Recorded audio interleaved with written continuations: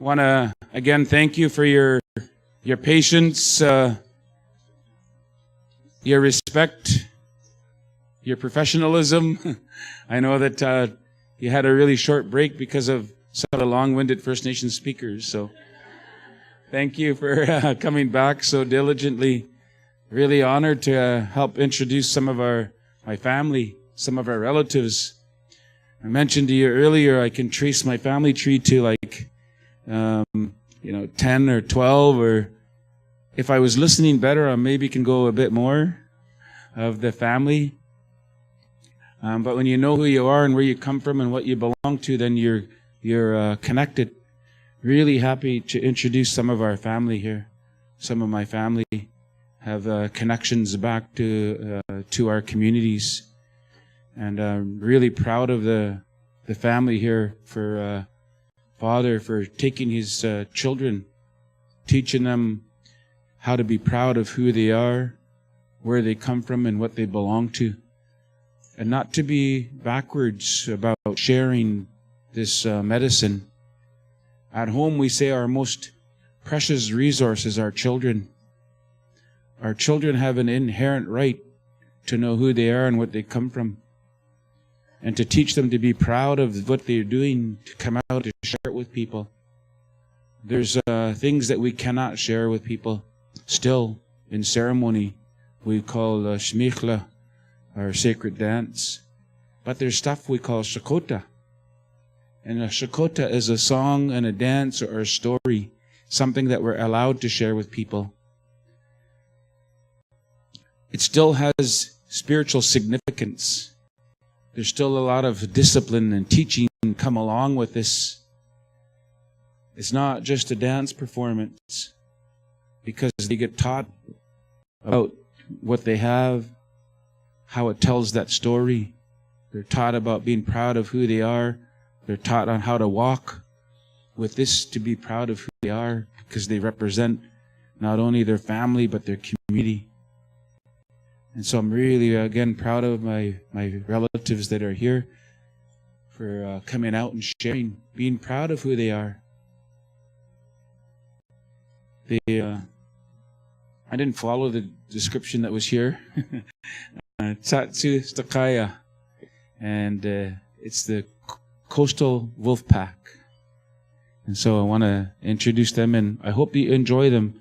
I hope you know that there's much more than just a song and dance that goes with this. There's lots of teaching that go with everything that they have on.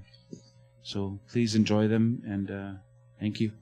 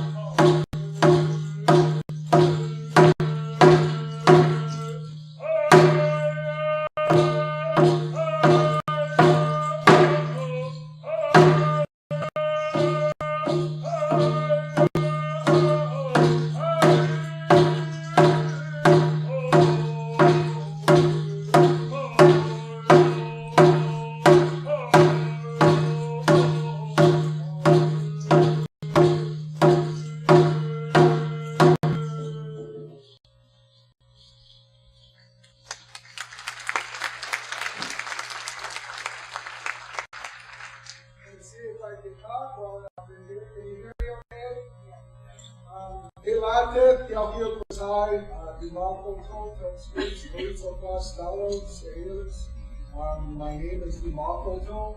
I come from Stala people, which in some of our territory here, the common people, and we We are Tsatsu Stalqayu. We were formed in the winter of 2009, leading up to the Olympics in Vancouver.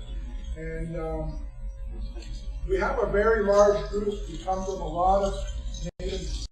We're based out of Musqueam, but we have family within our group from Musqueam, Stalo, Nanaimo, Cowichan, Saanich, Utah, Okanagan.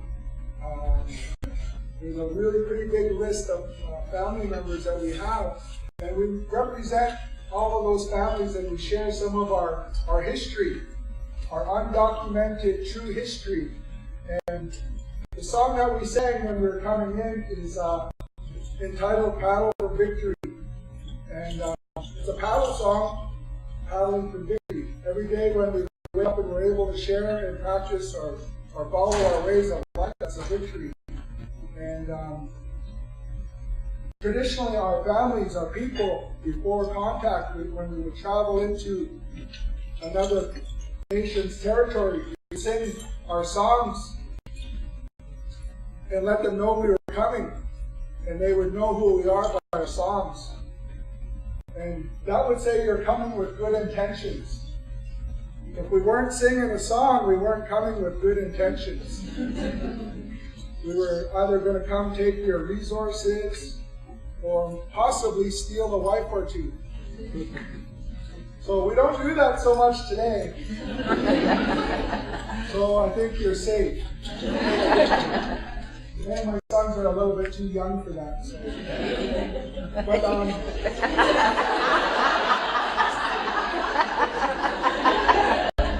you're just learning about girls. The next song we're going to share with you is also a true history. The song is entitled Our Running Song. And many years ago, like I was saying, in the time before contact, we had young men that would be on the outskirts of our territory, and young men, our villages, that were basically called runners.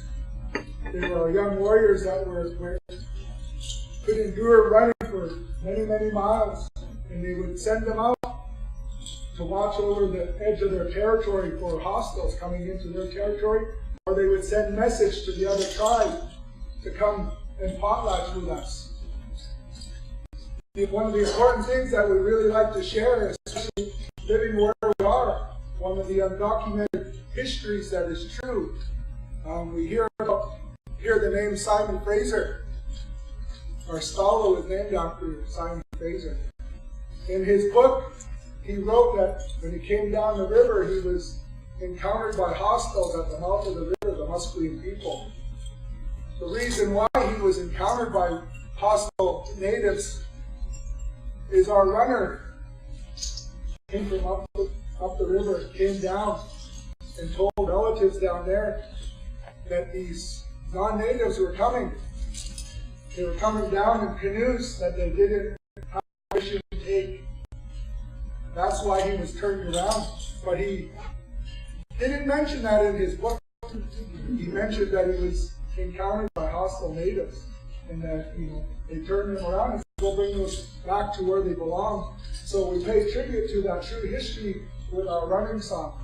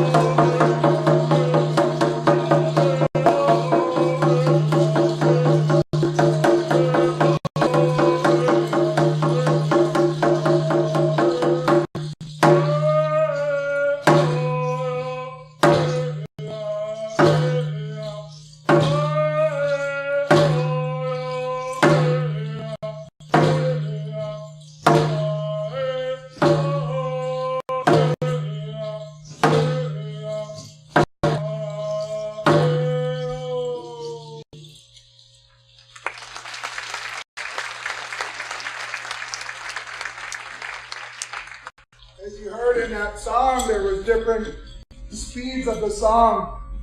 And when it was a little bit slower is when you'd be running up a hill. And when it got a little bit steady is when you're like on a nice flat surface. And when it got really fast is like when you're running down a hill. So we always pay tribute to the runners. They were some of our most integral people in our villages, all throughout the territories here on the coast. They had them all different tribes all throughout. They had somebody or something similar in place to look after our people. The next song we're going to share with you is known as our warrior song. We pay tribute to our warriors, our old warriors that would physically fight with other tribes to look after their people. And also we pay honor to our modern day warriors, the people in health, our chief and council, all of our dignitaries that look after all of our people that were well today.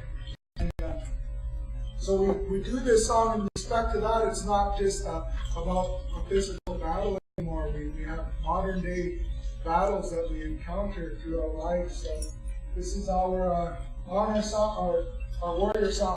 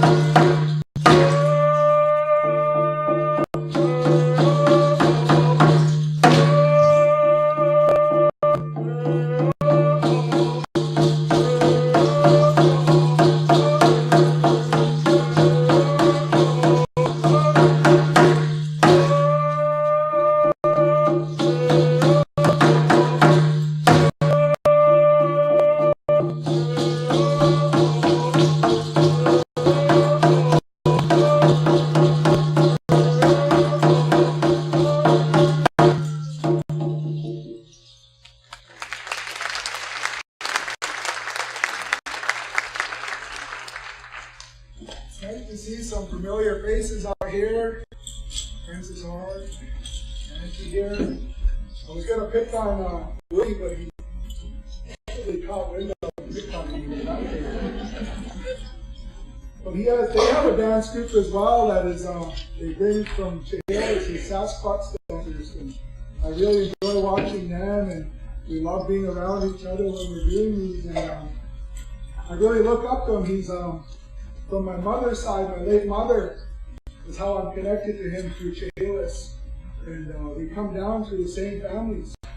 We down through the same family tree. And we share some of these histories with each other, some of the songs. They sing a little bit different than us. And we try to share some of the stories of how our people were able to survive and stay here. I guess the final song we're going to share with you is entitled Many Haichkas. You all know what Haichka means? Haichka is the shortest version of saying thank you in our languages here in this territory, and as well as from Victoria up to Nanaimo. It's the most basic way for us to communicate thank you. If we were to say in Halkamilan, we would say, Yalfiuk Kwasai, giving thanks to you. And if you say it without any words, you would raise your hands like this and give thanks. We want to share this song and give thanks to for having us here today, for sitting and listening for the little bit, and for the journey that you take in healthcare and with the trail that you're on, and raising our hands to you. So this is entitled Many Haichkas.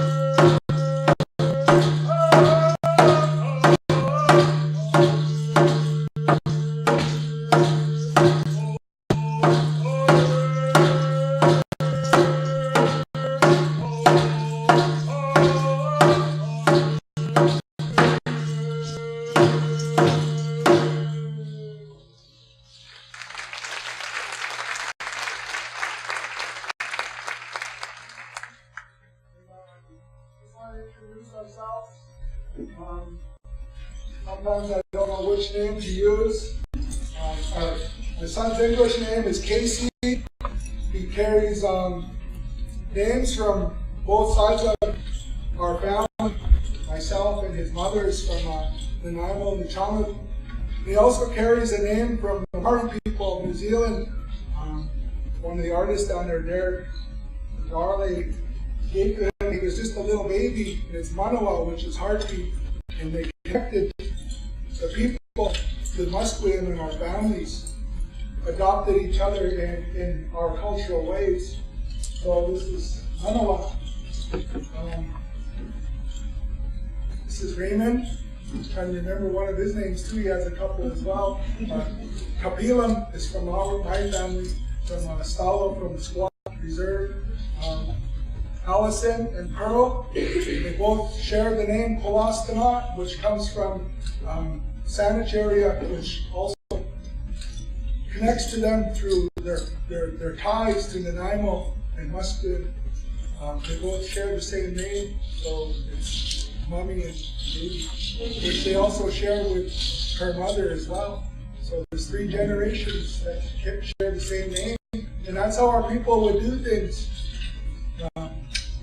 Before contact, we would have different names throughout our lifetime before we had English names that we would be given as we were born, as we were growing up.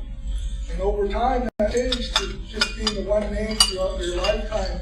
Some families still carry that though, and they'll give their children names, and then as they get older, they'll have a different name. And then when they become even older, they'll have another name. So, but these names, they connect us to our families and where we're from, what we might belong to. And we'd like to say thank you for having us here this morning. We hope you enjoy your time here in our beautiful wet coast weather. It's quite wet this morning coming in, and we hope that you learned a little bit. We try to share what we're allowed to. But we share some true histories of our people so that people can understand.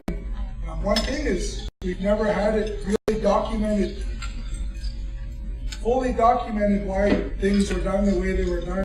They were always by somebody's perspective of what they see. We see books out there about dogs and whatnot. Their observation of what we do, but they don't understand the full value and the full history of things.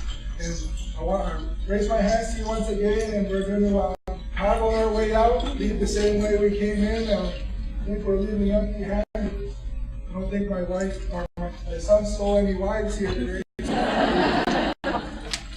Thank you once again.